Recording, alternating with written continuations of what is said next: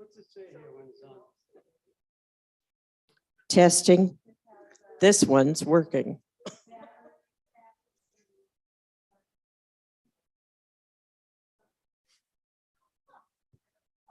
This one's working. Testing.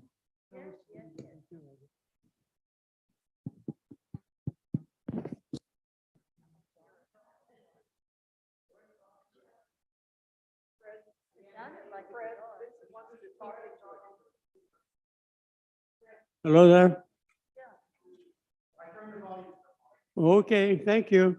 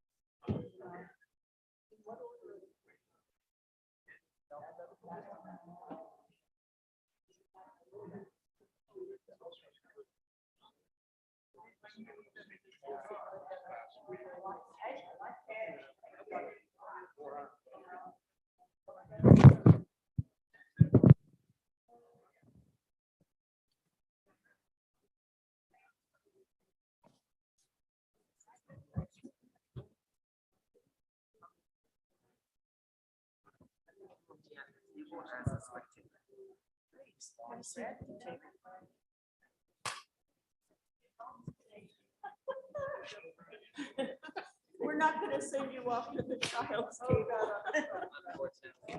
That works really good. Audience questions to the. Yeah, that works really, Yes. really good. Looks like I turned it on, Microphone running. or maybe it's sensitive zone. Possibly. Thank you, Ed. I appreciate that. Hello?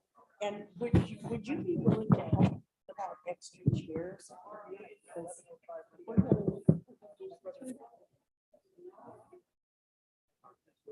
And put Omar to work. Omar, chairs?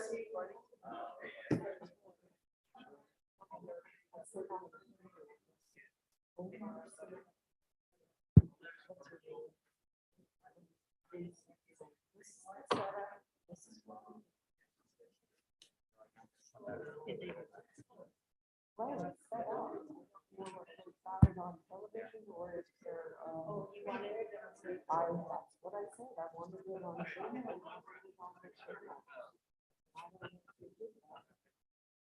This is for the council.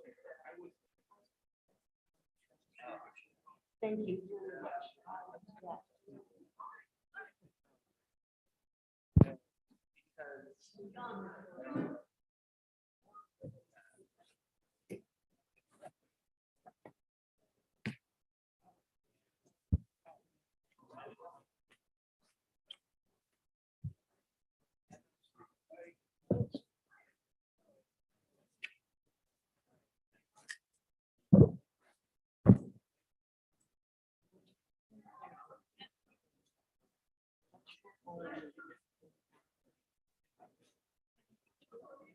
Yeah. I'm hoping I'm done by the time. It's time. It's time. Time? Yes.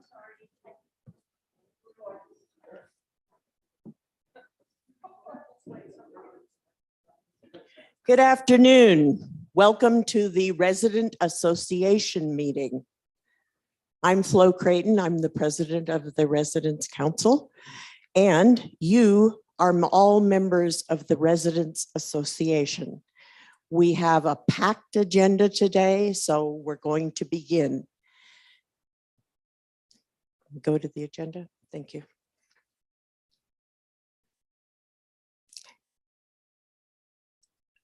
I will be giving an address in terms of the purpose of the association and the Residents Council, as well as the president's report. Jerry Hutchison will give us the financial report. Judy Lovell will talk to us about, introduce the nominees for the Residents Council seats, and Linda Sampson will be leading the committee chairs and giving their reports. We have a really packed agenda.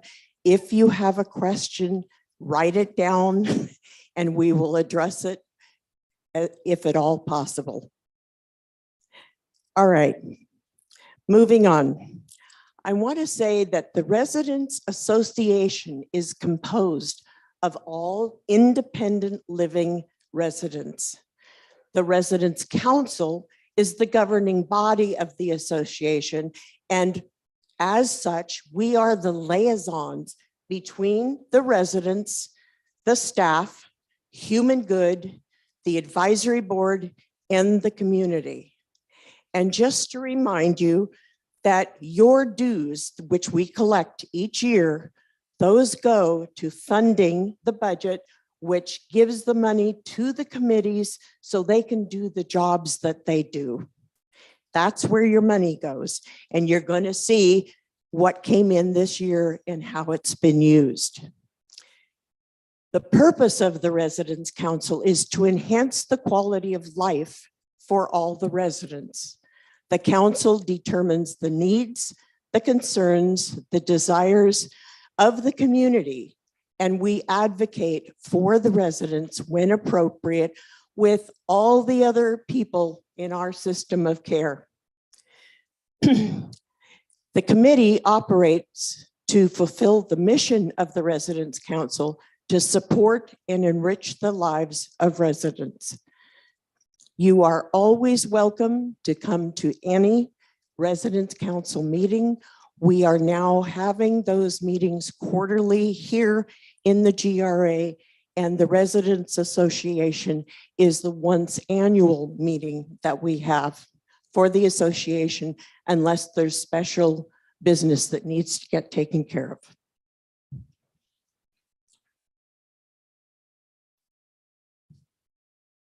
This is my report to you of what has been happening with the Residents' Council over the last year.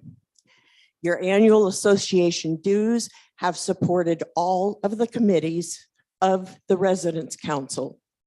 The TLG community has once again generously responded to the Residents' Council recommended contributions to the Team Members Appreciation Fund. You will notice there's a very large card up here on the podium area. And when the meeting is over, I encourage you to go look at it because it's signatures and greetings and thank yous from a large number of the employees because they so appreciate what we give them through the Team Member Appreciation Fund. Library and Notions and Needs have remained open as possible. Welcoming Committee continued to supply welcoming greeters and meet and greets. Guidelines for all the committees were reviewed and revised. A survey of the residents identifying areas of concern was conducted, tabulated, and reported. Nominees to the Residents' Council were given a detailed orientation. Human Good Residents' Council. So we are here at the local level, but there are 21 Human Good community life plan communities, and the representatives who have gone to those meetings over the last year have been myself, Judy Lovell, Linda Sampson, and Sharon Roth. Council members assisted community members in completing the Best Senior Living Survey. We were unable to host the advisory board lunches or the Senior of Distinction events, and that's been since COVID began. We participate in the advisory board. There are special events that have been hosted by the Residents' Council in the past year. First, the memorial service for those who had died between 20 and 21. We provided 2 end-of-life events, workshops for the community. We helped in making the party for Shari possible. And we had participation in the panel discussion of LGBT issues. Please come and see the thank you card after the meeting. These are the members who have served on your executive committee of the Resident Council this year. Judy Lovell has had to do double duty as we have not been able yet to replace the development officer.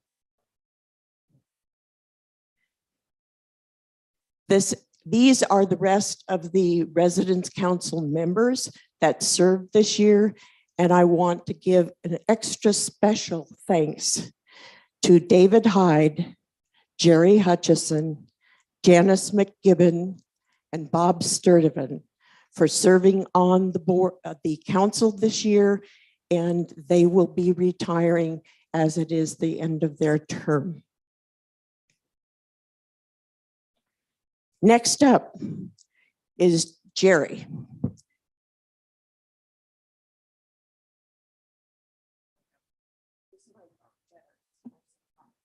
Stand up, please, Jerry. I think Yes. it'll carry better. Thank you.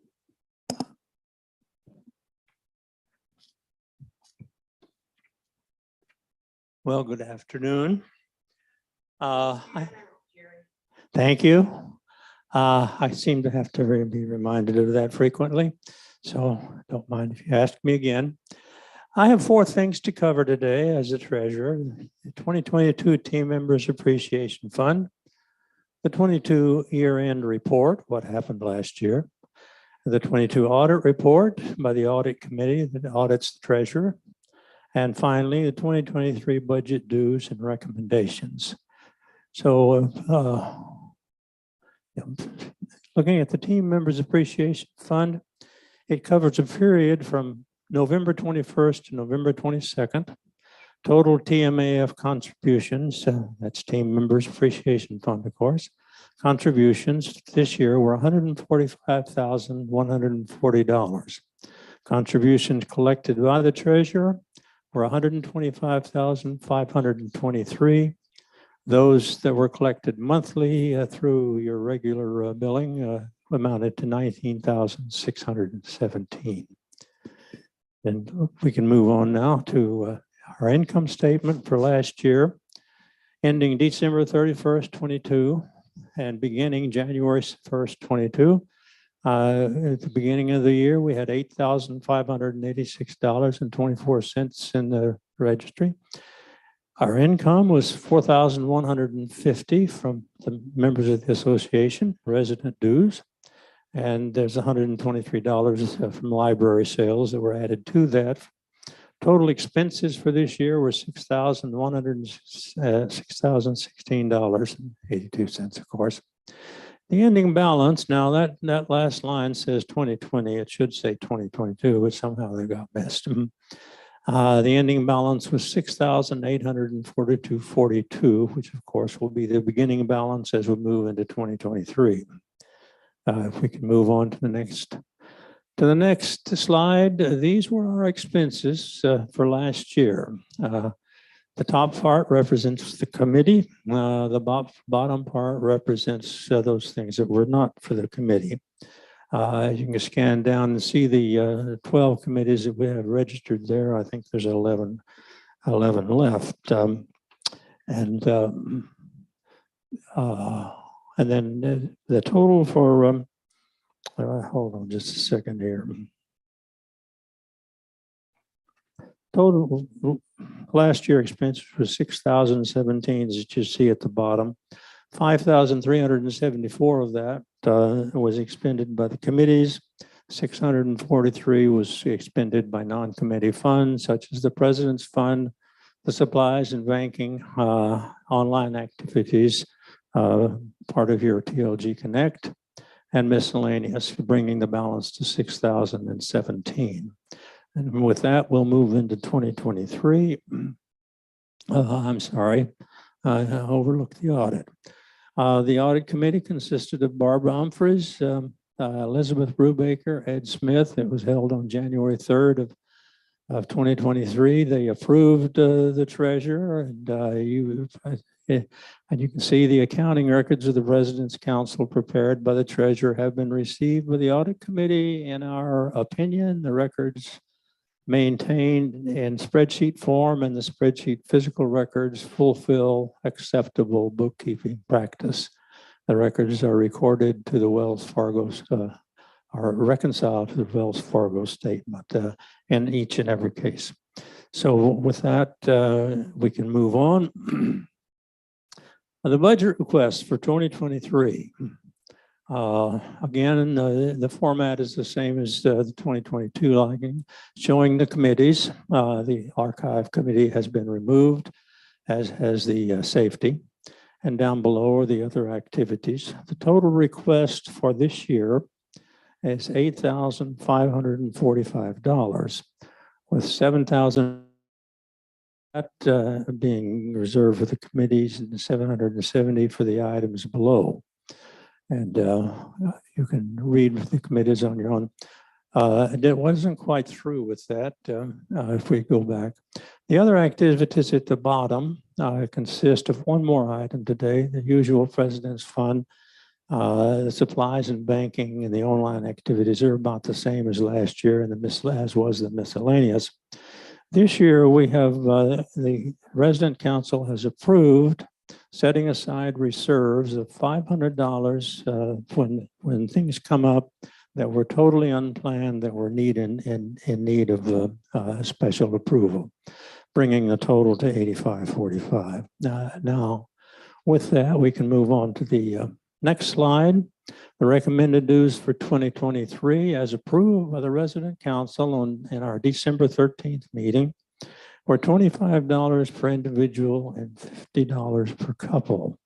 Now that the particular item requires the ratification of all of the association members, everyone here.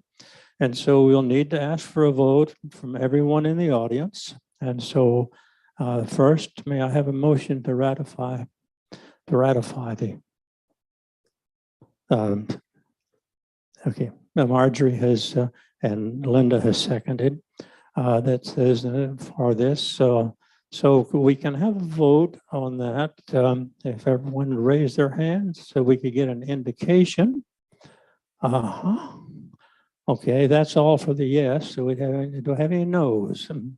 Anyone that, no. Okay, very good. The motion has been made to ratify. Those will be our dues for next year. I'll be leaving as your treasurer. It's been a pleasure serving you. And so with this, I will sit down and Testing. Thank you, Jerry.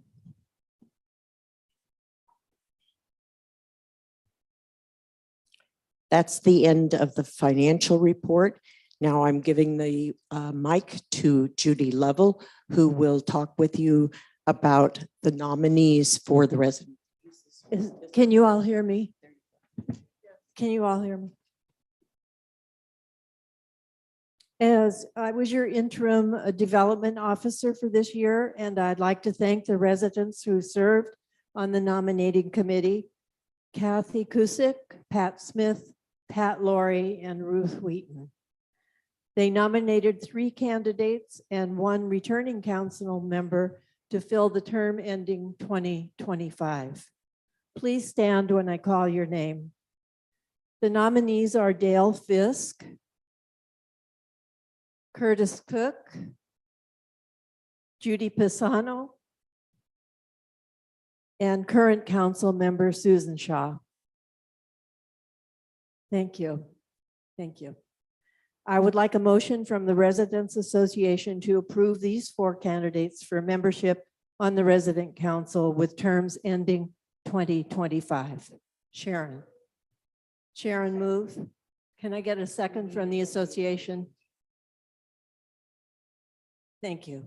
We have a second. All in favor of these 4 nominees? Aye. Any opposed? Any abstentions? Thank you. We have 3 new council members and 1 returning member. Thank you, everybody. Our next item of business is the committee reports. And Linda, do you have a mic? I certainly do. It doesn't sound like it's Is working. this mic on? Nope. Here, Susan. Here you go, Linda. Ooh, better. Okay, at this point, we'll be giving reports for all the committees for 2021. They're kind of 2022. They're kind of spread around. Some of them are sitting around the table and some of them are sitting over there. So we'll be running around with the microphone. So as a committee member is giving a report, I'll ask that person to stand and we'll get the mic. So I will give the first 2 reports. I chair the auxiliary committee. At this time, the primary function of the auxiliary is to operate a store, Notions and Needs, for residents of the community. The profits from this endeavor are used for items needed by TLG, a holiday donation to Blossom Hill School for needy families, and for a team member appreciation fund. The store, which is scheduled to be open 4 days a week, is staffed by a group of volunteers, clerks, donations team, jewelry specialist, inventory monitor, shoppers, and a clerk trainee, among others.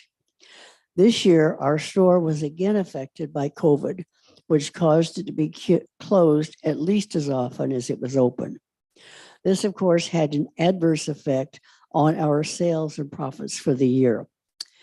Our year-end financial report showed a net gain of only $9,600, which is down significantly from pre-COVID years. We hope to be open on a more regular basis in 2023. We are always in need of more staff. If you are interested in volunteering in Notions and Needs, we will be glad to have you. You can contact Sharon Roth, Judy Lovell, or anyone else in the store to let us know of your interests.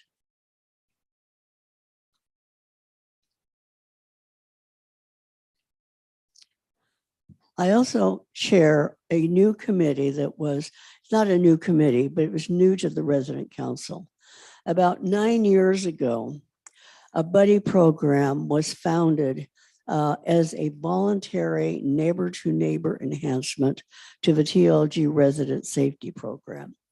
The program helps one resident connect with another to ensure that each is up and okay every morning. If one buddy does not respond to the other by a guaranteed time, wellness is called to check on that individual. This process has helped to identify residents in need of care hours before it would otherwise have been known. The program has also served to make residents more aware of other residents around them, and thus has helped create a more alert and caring community. It is made a formal member of the Resident Council in 2022. This program is managed by building coordinators, one for each building, who help new residents in their building find a buddy if they want one, and to find a new buddy if a resident needs one. The building coordinators get to know every resident in their building and are alert to residents who have increasing needs. The coordinators meet regularly to review every individual in their building, to help each other solve problems, and to identify issues that need to be addressed. The program has worked very well since its inception, and as far as we've been able to determine, there's nothing like it in any of the other human good communities. We currently need 2 building coordinators, one in M and one in Q buildings. The job takes a minimum amount of time and is easy to learn. And give me a call and find out more, and you will find it an rewarding thing to do. Next, we'll have the CERT. Next up is the CERT committee. And Judy, you're going to take that? Here. Yes. Can you hear me? Keep it close. Okay. Thank you to the Resident Council for their support, financial support during 2022. And a big thank you to Terry Schaup for his leadership during this past year. We started this year with a strategic planning exercise to clarify and document our mission, vision, and values. Our mission is based on 3 pillars: preparing, training, and informing. Our strategic planning process ultimately led to the development of a plan with 11 goals and action items for 2022. Throughout the year, we did 12 monthly meetings with 9 training presentations to enhance the emergency skills of our 42 CERT members. We also did weekly radio checks to enhance our communication skills. In April, we did our first ever CERT fair to help the entire TLG community better understand who we are and what we do. In June, we did a community-wide training session for all TLG residents on disaster preparedness. In November, 29 of our members participated in a special training exercise with scenarios to give our CERT teams experience in handling emergency situations. This exercise was led by Bradley Burgoyne as the incident commander and included important staff participation. In December 2022, we assessed our progress toward our 11 strategic goals for the year and determined that we had made progress on all but 2.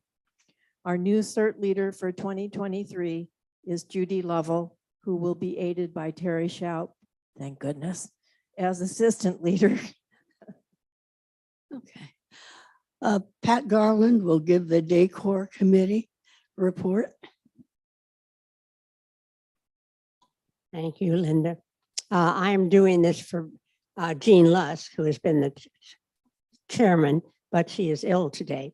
So you have to kind of bear with me because I'm trying to read something that's pretty small print, but I was on the committee, so I know what happened. Anyway, the first thing I would like to tell you is that as of tomorrow night, we will have new paintings up on the art wall at the end of the building. So when you come from dinner, be sure and go look. These are being displayed and are they represent the paintings of Sue and Doris Davis. Some are oils, some are watercolors. Beautiful work. In December, we had back in 21, after the first wave of the COVID, why we started trying to bring the art wall back. And so we had the first one was Ron Ross display of his watercolors in memory of him. And then we went on and had Pat Smith, who displayed her lovely photography and represented the work of women all over the world. And then Arc by Bobby Fredrickson. And then just now we took down all this beautiful needlepoint, and that was represented by Margaret McCartney, Barbara Humphrey, Jan Mortensen, Shel Rowenstein, and Nancy Friebel, and Pat Smith there again. We're so fortunate because we have so many people here who are talented and willing to show their things. And all the time when you visit with new people, encourage them to tell us if they have work. That's how we found out about Susan Sue. She's been here since the beginning of COVID, but is a very shy and quiet person. But someone found out that she's a wonderful artist. And so if you hear of somebody, please let us know. Let's see. Then going on, we also helped with the Christmas decor, worked with Vincent, picking out the type of tree and covers and things like that. And I hope all of you like the Christmas decor. It was a little bit more traditional than other years. And I know I've heard of a lot of people say they enjoyed that. Let's see, going on then. We also worked with our spiritual representative and helped her with when she had the memorial and also the Thanksgiving program. Let's see. We're particularly looking forward to this next year and hopefully working with Human Good for the remodel and refurbishing of the Galleria. Thank you, Pat. Okay, the next report will be from Susan Shaw with the Dining Committee.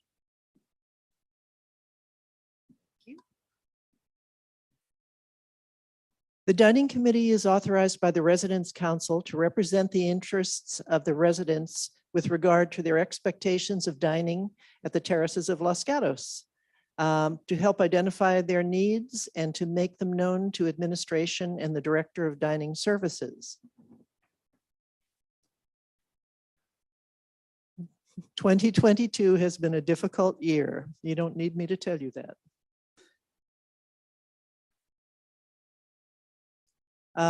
We had our Director of Dining Services and also our executive chef leave at the beginning of the year.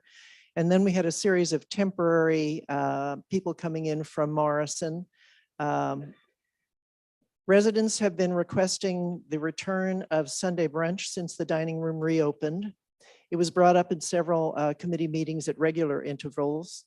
The second interim director decided to reinstitute it, but made the decision to make it a lunch only and dinner takeout only event. And that brought a lot of negative response. So that got dropped. Resident negative feedback was very strong, and it's a good thing for residents to let us know what you want and what you like, because otherwise changes can't be made. The first Sunday brunch that we did have, Sherry was without any support from Morrison management. She was on her own. She was doing everything from seating people, busing, serving, taking orders at the desk. And we'll talk about appreciation for Sherry, who really kept things together during all of this interim Morrison help. The committee informed administration and Morrison of our concerns about this, and I requested a meeting with the director of Morrison's regional director of operations to discuss the problem. I informed Bradley that I was doing that, and he asked to sit in on the meeting. Things started to change after that. To show the residents' appreciations, the committee, in conjunction with Residents Council and also Social Committee, planned and held an almost surprise party for Sherry, which was standing room only in the GRA, and a good time was had by all. Dining committee pursued the fate of the birthday lunches, which had ceased for months and without any explanation. Too much paper. When the committee requested that they be started again, the temporary dining services director in August considered a birthday card along with the entree that was already on that day's menu as adequate. After several meetings, the life enrichment coordinator and the resident service director did not feel it was their responsibility. And so now the lunches, the birthday lunches, are under dining services and are occurring monthly and have changed greatly. Our new director of dining services, Paul Macrae. Oh, sorry. Our new director of dining services. No one's ever accused me of talking too softly. He is very responsive to requests and suggestions, and actually encourages residents to make suggestions. In 2022, we still had to deal with COVID. We had closures, we had food delivered. And so I'm going to end the report with the same sentence that I did in January of 2022, which was a year ago. Frustration, boredom, and anger may visit us when family and friends cannot, but the team members do their best to make our lives easier, so please treat them with respect. And there will come a time, hopefully soon, when we can have visitors again in the dining room. Thank you, Susan. You would not believe how much work Susan does on the dining committee and how seriously she takes all the input she gets from all of you. Linda Hutchison will give the report for the gardening committee.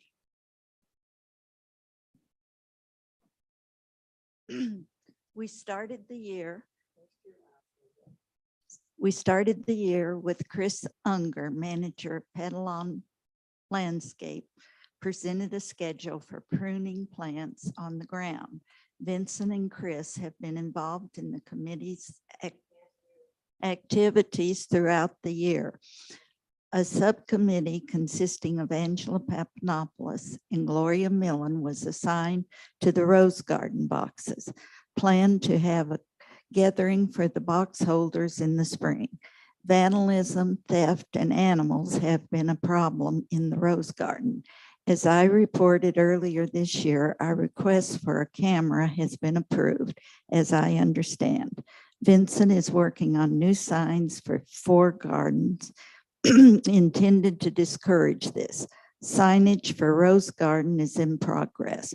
Tree trimming is being done this month. A large tree was removed due to the root damage adjacent to the D building. We have lost some plants due to the drought. We are adhering to the water restrictions. Thank you, Linda. Okay, Joanne, would you like to give the library committee report?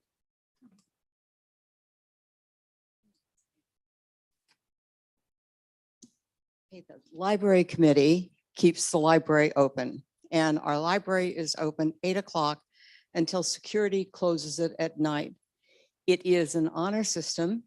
We do keep it staffed when we have staff available, but it is an honor system for the community to check out their books and return them.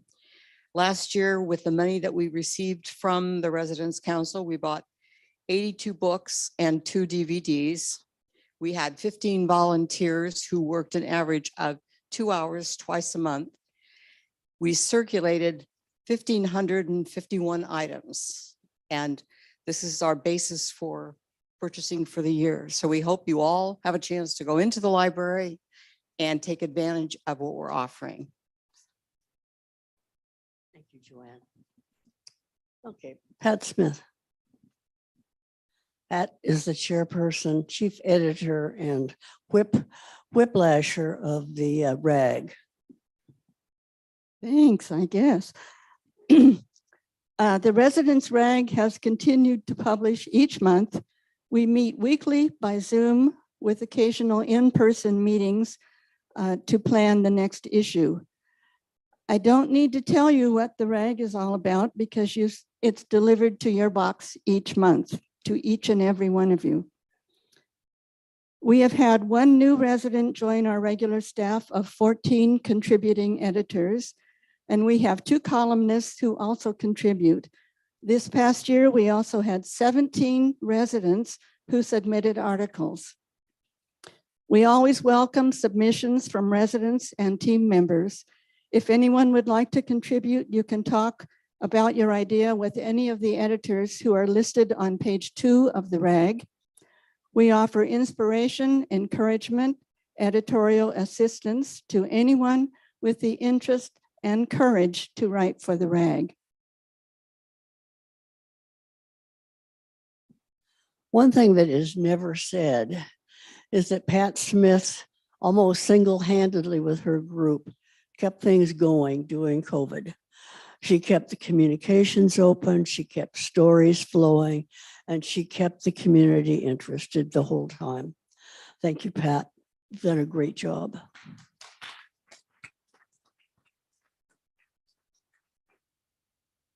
And Margaret McCartney will give the remembrance report.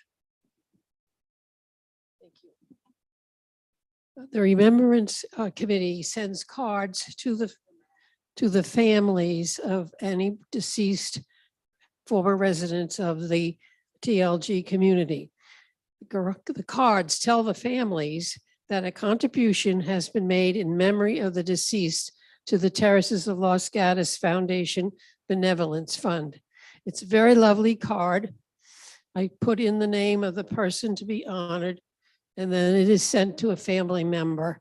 I do not have the address. I just put it in Sandy's box and she sends them out. I don't have the family addresses. I took over this position in March after Peggy Spencer, who did it for years and years. And for the year of, I took over the committee in March. So from January to March, 8 remembrance cards were sent to the families of deceased residents. From March through December, 16 remembrance cards were sent to the families of deceased residents. Total cards sent in January were 8. Total cards March to January 16, bringing the total for the year to 24. I have one committee member, Jan Wygett, and we really do not have any need for any meetings. I get the names when the person has been notified or I've been notified that they have departed us. Thank you. One thing that you may note is that every year there is an amount in our budget that is donated at the beginning of the year to the foundation. And when the remembrance cards are written, each family member is notified that a remembrance that they have made the donation in their name to the Remembrance Fund itself. So all of the funds are basically, we provide the money, and then the names of all of the donors are added through the year. So next we will have the Social Committee. Sharon Roth. Good afternoon. The Social Committee works in conjunction with the Activities Coordinator and to keep us active and hopefully enjoying the activities that are presented here. So during the year of 2022, despite many closures and close downs and cancellations due to COVID, the Social Committee was able to supply See's candy for the New Year's Eve party for 2021. And they supplied candy also for the drawing that year. And we had Fred Moyer performance here. We gave an honorarium to the speaker at the women's tea. We supplied miscellaneous services for much of the above, like decorations. We helped sponsor an ice cream social for the foundation. We gave an honorarium to the person that accompanies the glee. We offered financial help with the appreciation party for Shari. And we also were able to give some supplies for the above and the flowers for Shari also. The decorations for the women's tea, even though it had to be canceled.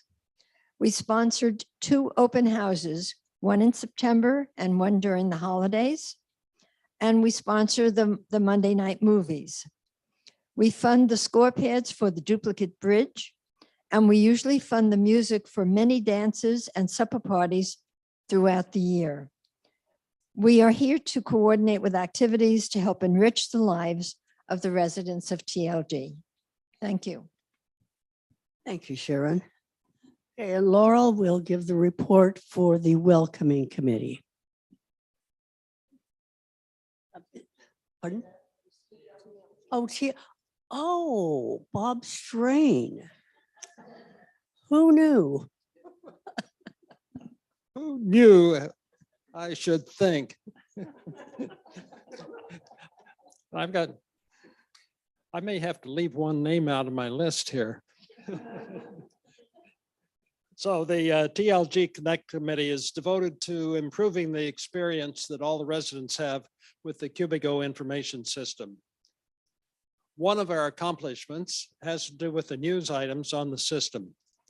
Nearly 3 years ago, the committee asked Cubigo to provide a way for news items to expire on a specified date. Late last year, that did happen. Without the improvements, we frequently had 100 to 120 news items, of which 85% were more than a week old.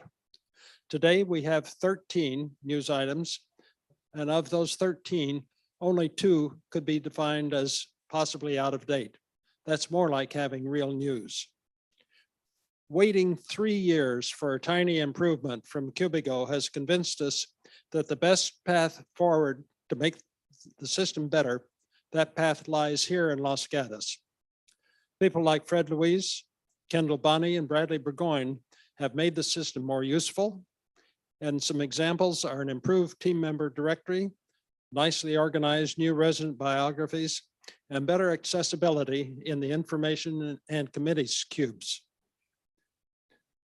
One measure of success would be the number of users, but over the past 12 months, that number has only gone up by about 2% to 170 weekly users. We regard the Cubigo TLG Connect system to be very useful, but less than it could or should be.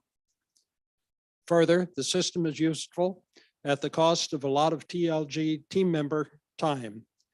You should thank them. And I thank the committee members, Mickey Friedland, Jim Dietrich, Fred Luis, Sharon Roth, and even Linda Sampson. Yeah, we'll watch that. The whole community should thank Bradley and Kendall for making this thing work. This committee is unusual in that we are the only community in human good that has such a committee. We're one of the very few communities that has an executive director that listens to the needs of the residents for the Cubicle. So for that, we have to thank Bradley. And Bob. Okay, Laurel, it is your turn. Okay, hello, everyone. The Welcoming Committee. The Welcoming Committee's purpose is to welcome and assist residents moving into TLG independent living. The committee holds monthly meetings and for all residents hosts the bi-monthly meet and greets for residents to get acquainted with new TLG members and to enjoy some entertainment. Most of the committee members serve as greeters who visit new residents with additional information and introduce them at a meet and greet. Other duties are covered by members who organize tours, conduct surveys, and develop information packets for new residents. We work closely with marketing. 7 couples and 11 singles were greeted by members of the committee in 2022.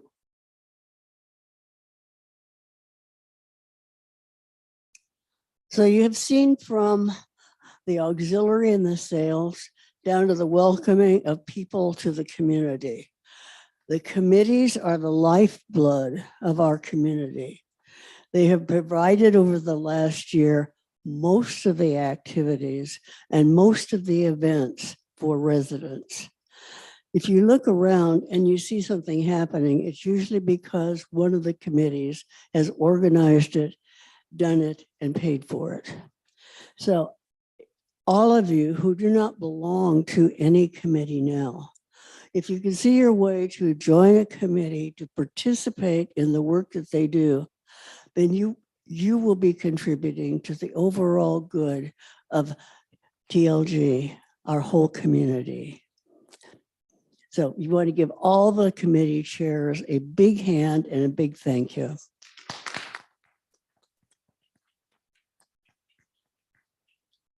I want to remind you that if you are interested in the bylaws or the other information regarding the Residents' Council, that is all available to you on Cubigo if you go to the committee's cube.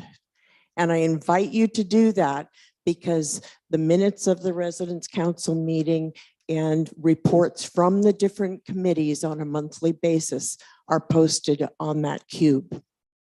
All right, we have done it and we've made it through the formal part of our presentation. So now there's time for any of you to pose questions or make comments.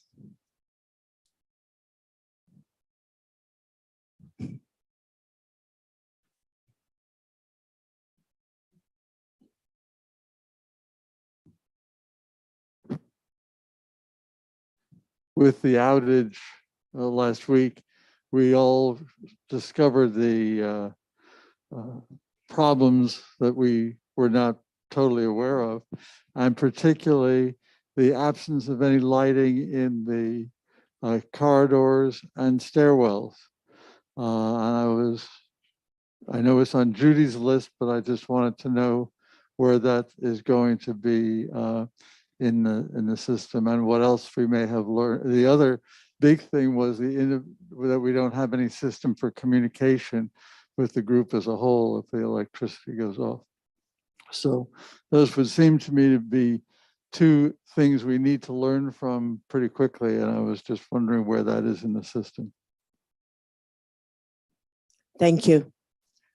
Bradley, would you care to respond?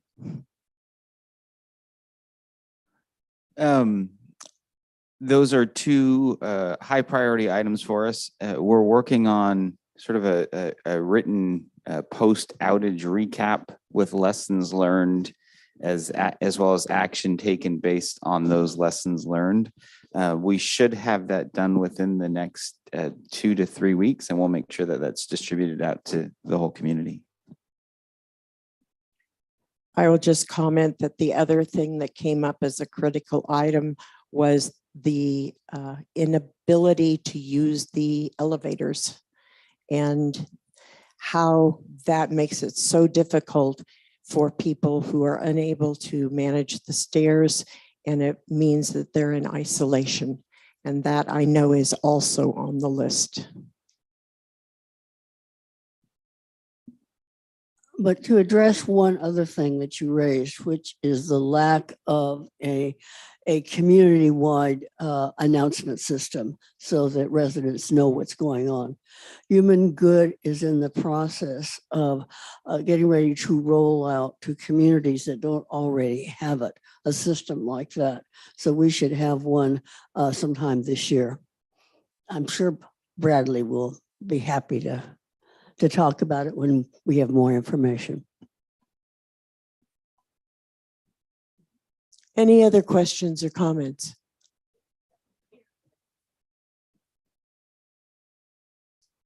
Okay, I do have a concern about the elevators. I believe that Bradley, would you correct me if I'm wrong? You said about the third part of this year, we might have some help with the elevators. And I wondered if we couldn't look at that instead of the other things that are coming ahead of it. I think it's a number one issue, whether we are able to get up and down the stairs or whether or not we're able to get up and down the stairs. I think that is an issue that should be addressed very quickly.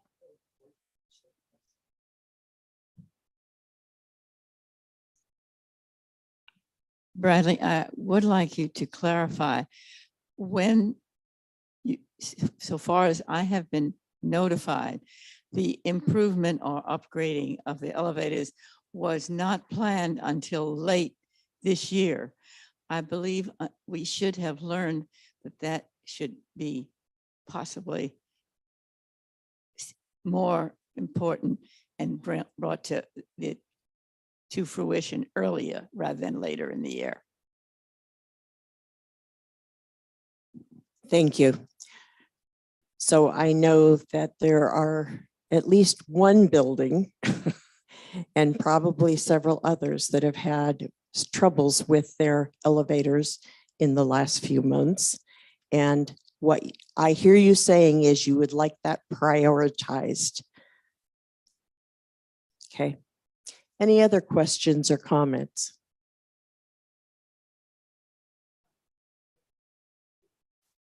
I second Doris's idea about upgrading and prioritizing the elevator. Several of us have been caught in the elevator, and it's not a very pleasant experience in the D building. We can't hear you.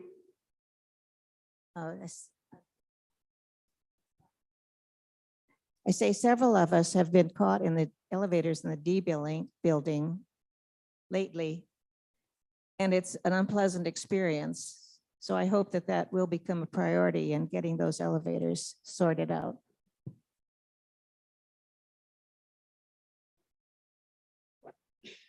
Hi, it's Sharon. As your representative, the Northern California representative to the Human Good Organization, I'm going to a meeting at 4 o'clock this afternoon with Human Good, and I will certainly bring up these items. Not to take away from anything but Bradley, but maybe if his bosses hear about it, he'll get more help in getting these things done.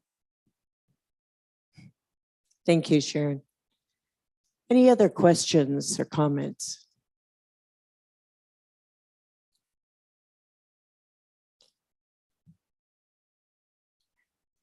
I'm curious, for those of you who are here, do you have a sense that you understand a little more clearly what the Residents' Council is and how we function and what we do?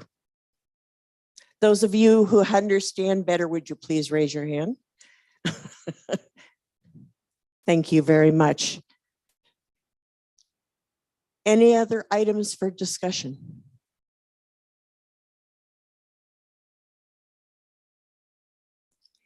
In that case, I would like to thank you all for coming, for showing interest in and learning about the Residents Council. We are here to serve you. If at any time you have concerns that you believe are not being addressed, please notify me. I'm available by email, I'm available by phone. Let me know and we'll put it on the agenda. And I already have several items lined up for February.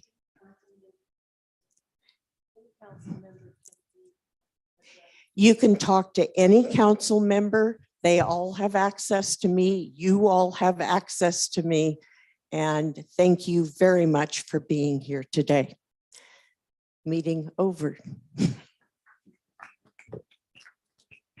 And I want to remind the council members that we have another meeting to go to in the Redwood Room, at which we will install the new executive committee as well as the new council members.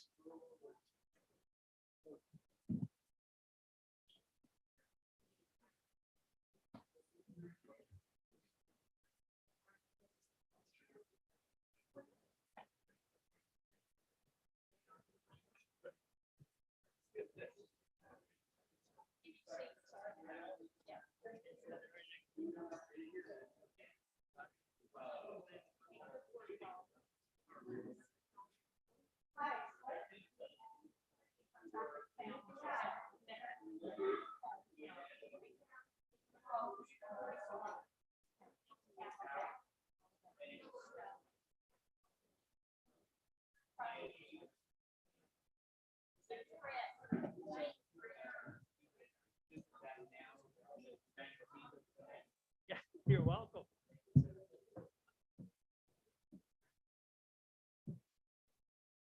Yeah, you did okay. You got it. You know how it's gonna be.